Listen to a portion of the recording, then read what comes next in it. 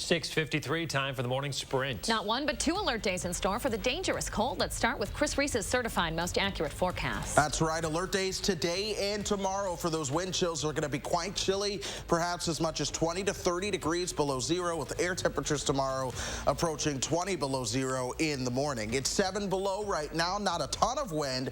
We're going to warm things up to about 5 degrees later on this afternoon. We'll talk more about those frostbite times coming up at the end of the sprint.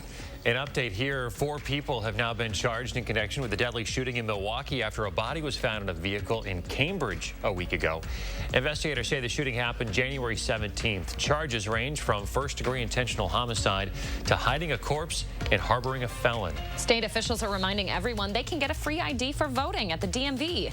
If you need one, you'll be asked to provide proof of name and birthday, identity, proof of Wisconsin residency, and your social security number.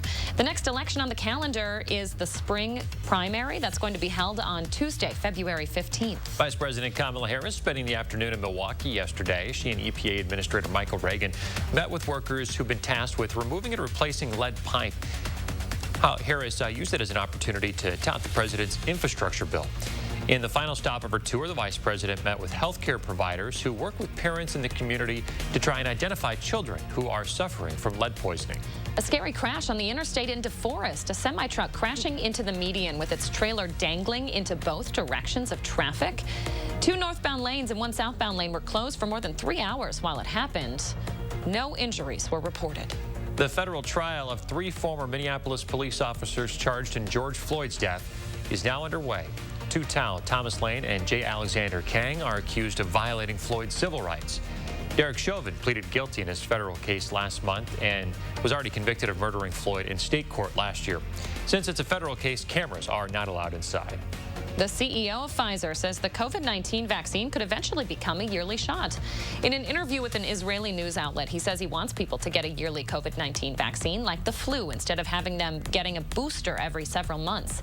He says it would be easier to convince people to get vaccinated that way. Right now, Pfizer is looking to create a vaccine that protects against Omicron and some of the other variants. In Michigan this morning, students at Oxford High School will return for the first time since the school shooting there in November. They were back at school yesterday.